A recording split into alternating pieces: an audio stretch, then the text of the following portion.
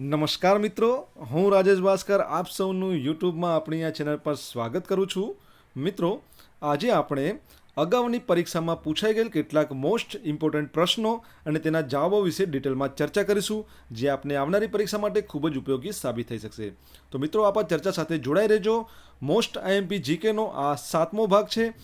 જે લોકોએ અગાઉના 1 થી 7 6 ભાગ ના જોયા હોય તો તે લોકો નીચે ડિસ્ક્રિપ્શનમાં એની લિંક આપેલી છે, તેમાંથી તેઓ જોઈ લે. તો ચલો મિત્રો, શરૂ કરીએ. પહેલો સવાલ છે કે યાત્રી વેરો કોણે નાબૂદ કરાવ્યો હતો? તો યાત્રી વેરો છે તે સિદ્ધરાજ જયસિંહે નાબૂદ કરાયો હતો. તો સિદ્ધરાજ જયસિંહ છે તેઓના માતા હતા મિનળ દેવી. તો મિનળ દેવી છે તેઓનું બીજું નામ શું હતું? મયલણા દેવી. તો તેઓના કહેવાથી તેઓએ યાત્રી વેરો છે તે નાબૂદ કરાયો હતો. હવે પરીક્ષામાં એવું પણ પૂછાય છે કે સોલંકી વંશનો સૌથી પરાક્રમી રાજા કયો હતો? તો તે પણ આવશે સિદ્ધરાજ જયસિંહ.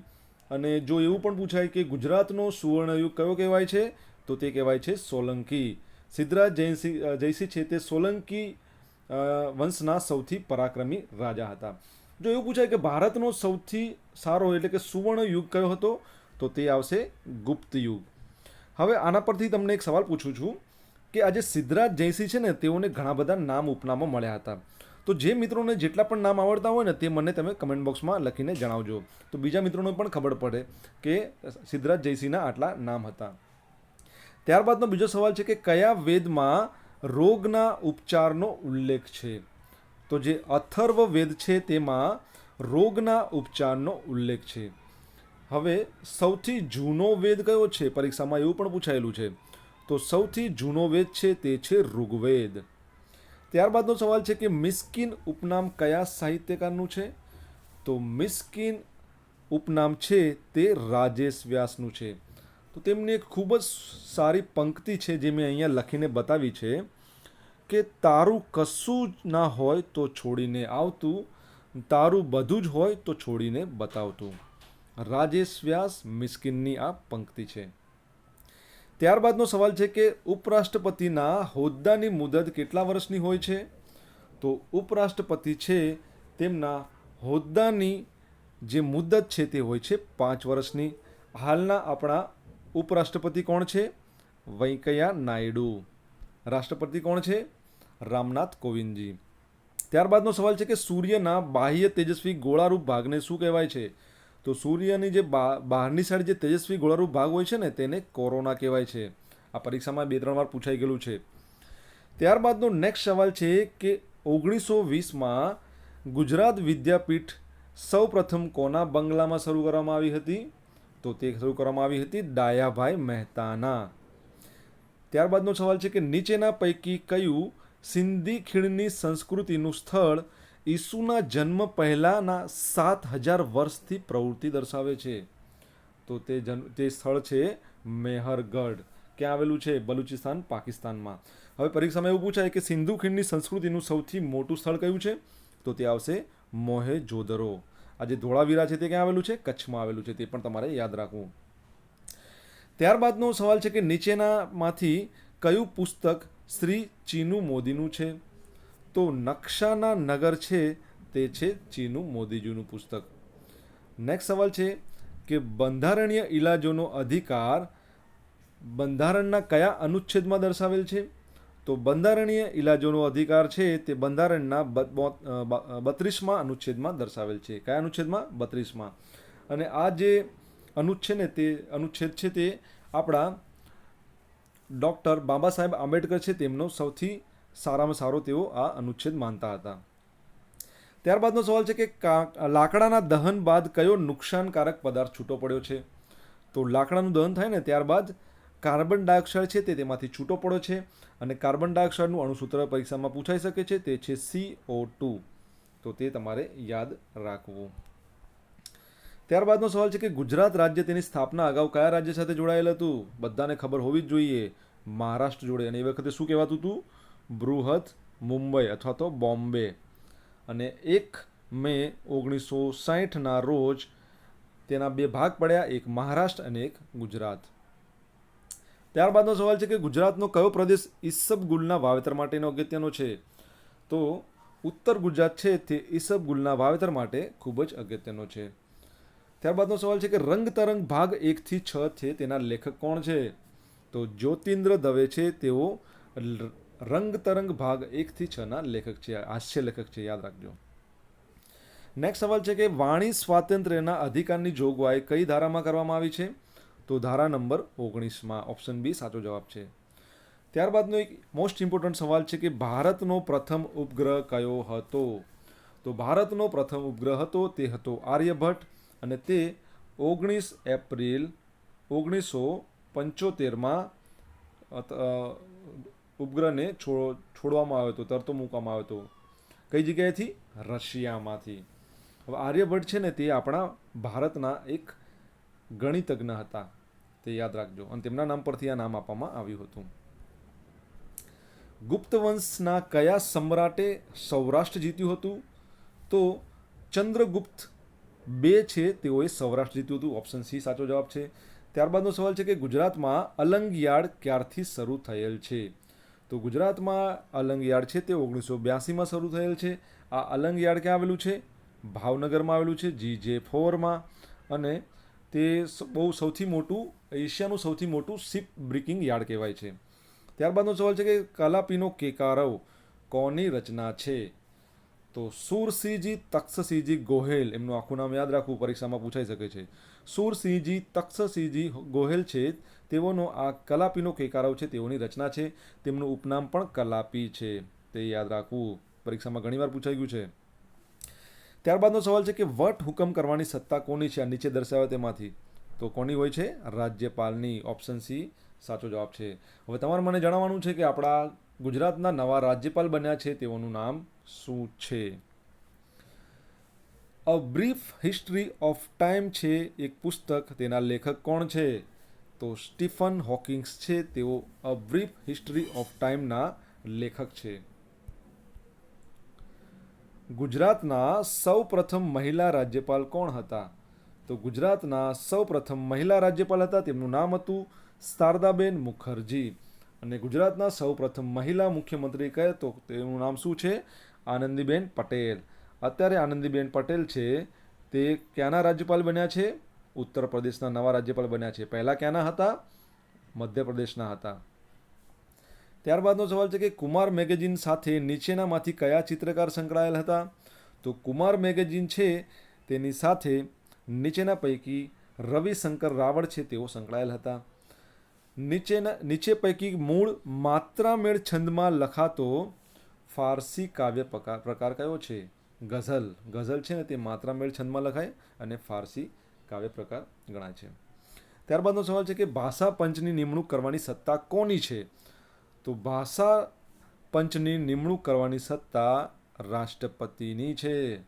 ત્યારબાદનો સવાલ છે કે પંચાયતી રાજ પ્રણાલીનો અમલ સૌ પ્રથમ કયા રાજ્યમાં કરવામાં આવ્યો હતો? બધાને ખબર હોવી જ જોઈએ, રાજસ્થાનમાં.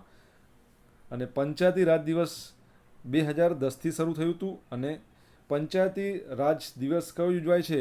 તો 24 એપ્રિલ છે તે પંચાયતી રાજ દિવસ કહેવાય છે. તો તે ત્યારબાદનો સવાલ છે કે અશ્મિયોની ઉંમરનો અંદાજ કઈ પદ્ધતિ દ્વારા મેળવાય છે? તો અશ્મિયોની ઉંમરનો અંદાજ છે તે કાર્બન ડેટિંગ પદ્ધતિથી મેળવાય છે. કાર્બન ડેટિંગ છે તેને કાર્બન 14 પણ કહેવાય છે, અને બીજું છે રેડિયો કાર્બન ડેટિંગ પણ કહેવાય છે. ત્યારબાદનો સવાલ છે કે ચામુંડા માતાજીનું સુપ્રસિદ્ધ મંદિર ચોટીલા કયા જિલ્લામાં આવેલું છે? સુરેન્દ્રનગર જિલ્લામાં આવેલું છે, યાદ રાખજો. ત્યારબાદનો સવાલ છે કે ગુજરાતીમાં સૌ પ્રથમ પ્રસિદ્ધ થયેલ આત્મકથાનું નામ?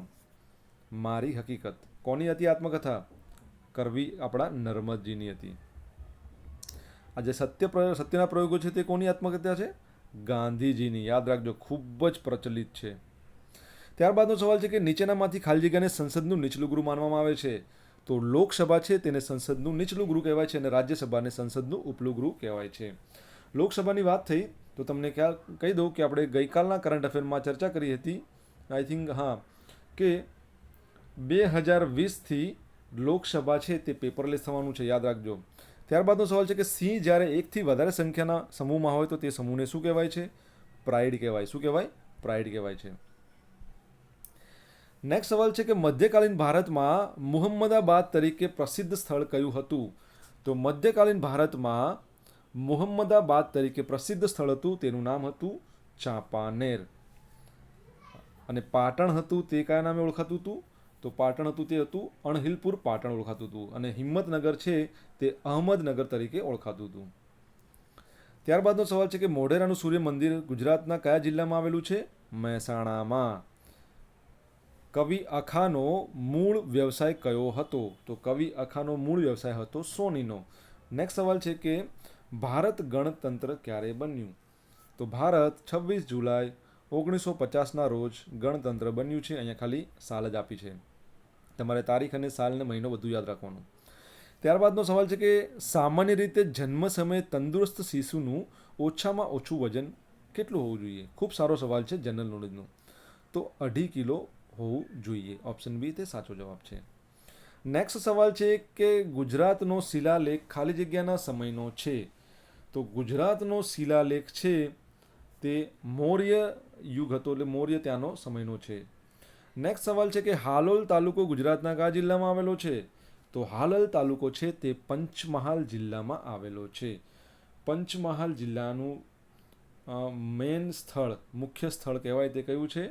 ગોધરા છે. યાદ રાખજો, પરીક્ષામાં પૂછાઈ શકે છે. ત્યારબાદનો એક સવાલ છે કે જ્ઞાતિ નિબંધના લેખક કોણ છે? તો જ્ઞાતિ નિબંધના લેખક છે તેઓનું નામ છે દલપત રામ. નેક્સ્ટ સવાલ છે કે લક્ષદ્વીપ કઈ હાઈકોર્ટના કાર્યક્ષેત્રમાં આવે છે? તો લક્ષદ્વીપ છે તે કેરળ હાઈકોર્ટના કાર્યક્ષેત્રમાં આવે છે. કેરળની વાત થઈ તો મને એક કરંટ અફેરની વાત આવી કે કેરળના જે વિધાનસભા છે તેઓએ પણ ઈ વિધાન નામનો એક પ્રોજેક્ટ શરૂ કર્યો છે પેપરલેસ કરવા માટે વિધાનસભાને. નેક્સ્ટ સવાલ છે કે ગુજરાતની સુપ્રીમ કોર્ટની ઓફિશિયલ ભાષા કઈ છે? તો ભારતની છે, ગુજરાતની નથી.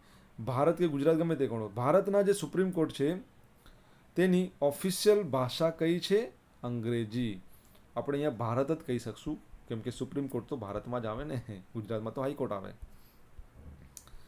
ત્યારબાદનો સવાલ છે કે જનતા વોચ કોણે દોરી હતી? તો જનતા વોચ છે તે ભૂપેન ખખ્ખર છે તેઓએ દોરી હતી. નેક્સ્ટ સવાલ છે ગુજરાતનો કયો પ્રદેશ કપાસના ઉત્પાદન માટે જાણીતો છે? તો જે કાનમ પ્રદેશ છે ને તે કપાસના ઉત્પાદન માટે જાણીતો છે. ક ફોર કપાસ ને ક ફોર કાનમ યાદ રાખજો. ભાલ પ્રદેશ છે તે ઘઉં માટે જાણીતો છે. ભાલના ભાલિયા ઘઉં અથવા ચાસિયા ઘઉં પ્રચલિત છે. અને ચરોતર છે તે શાના માટે છે? તમાકુ માટે. તો તે તમારે યાદ રાખવું. ત્યારબાદનો સવાલ છે કે ગુજરાતની સૌથી જૂની સાહિત્યિક સંસ્થા કઈ છે? તો ગુજરાતની સૌથી જૂની સાહિત્યિક સંસ્થા છે તેનું નામ છે ગુજરાત વર્નાક્યુલર સોસાયટી. અત્યારે તે ગુજરાત વિદ્યાસભાના નામે ઓળખાય છે. હવે ગુજરાત વર્નાક્યુલર સોસાયટી છે તે બુદ્ધિ પ્રકાશ અને વર્તમાન નામનું સામાયિક પ્રગટ કરતું હતું. યાદ રાખજો. કોણે સ્થાપના કરી હતી? એલેક્ઝાન્ડર કિર્લોસ ફાર્બસ અને દલપત રામ જે આપણા હતા ગુજરાતના લેખક, તેઓએ બંને આની સ્થાપના કરી હતી. ત્યારબાદનો સવાલ છે કે આલ્બર્ટ આઇન્સ્ટાઈને કઈ શોધ કરી હતી? સાપેક્ષવાદની. ત્યારબાદનો સવાલ છે કે ભારતમાં બનેલ પ્રથમ મિસાઇલ નૌકાનું નામ શું છે? તો ભારતમાં બનેલ પ્રથમ મિસાઇલ નૌકાનું નામ છે તેનું નામ છે વિભૂતિ. નેક્સ્ટ સવાલ છે કે 5મી સદીમાં વલ્લભી રાજ્યની સ્થાપના કોણે કરી હતી? આ સવાલ પણ અવારનવાર પૂછાય છે. તો સેનાપતિ ભટ્ટારક છે તેઓને 5મી સદીમાં વલ્લભી રાજ્યની સ્થાપના કરી હતી. આ વલ્લભી કહીએ તે વલ્લભીપુર અત્યારે ક્યાં આવેલું છે? ક્યાં આવેલું છે? ભાવનગરની જોડે. ત્યારબાદનો સવાલ છે કે ગુજરાતનું સૌ પ્રથમ ગોકુળ ગામ કયું? તો રાયસણ. ક્યાં આવેલું છે? ગાંધીનગરમાં. ગુજરાતી ભાષાને અન્ય ભાષા જેવું ગૌરવ ના મળે ત્યાં સુધી પાઘડી નહીં પહેરવાની પ્રતિજ્ઞા કોણે લીધી હતી? તો પ્રેમાનંદે લીધી હતી. તે યાદ રાખવું, આ પરીક્ષામાં વારે ઘડીએ પૂછાય છે. પ્રેમાનંદ છે ને તે માણભટ્ટ કહેવાતા હતા. માણભટ્ટ તરીકે તેઓનો વ્યવસાય હતો, એવું પણ પરીક્ષામાં પૂછાઈ ગયેલું છે. ત્યારબાદનો સવાલ છે કે ભારતીય બંધારણમાં રાજ્યના રાજ્યપાલની નિવૃત્તિ વય કેટલી છે? અહીંયા વય છે. તો ભારતીય બંધારણમાં રાજ્યના રાજ્યપાલની નિવૃત્તિ વય કોઈ વય હોતી નથી. ત્યારબાદનો સવાલ છે કે એક્રોફોબિયા કઈ બાબતનો ડર છે? તો જે લોકોને ઊંચાઈથી ડર લાગતો હોય ને, બિલ્ડિંગ પર ચડે નીચે જોવે, તો તે ડરને આપણે શું કહેવાય છે? એક્રોફોબિયા. તો મિત્રો, આ હતા અગાઉની પરીક્ષામાં પૂછાઈ ગયેલ મોસ્ટ ઇમ્પોર્ટન્ટ સવાલનો ભાગ 7 અને આમાં આપણે 50 પ્રશ્નો જોયા. મિત્રો, તમારા જે અભિપ્રાયો છે તે તમારે મને કમેન્ટ બોક્સમાં લખીને જણાવવા કે તમને આ વિડીયો કેવો લાગ્યો. તો thank you very much for watching this.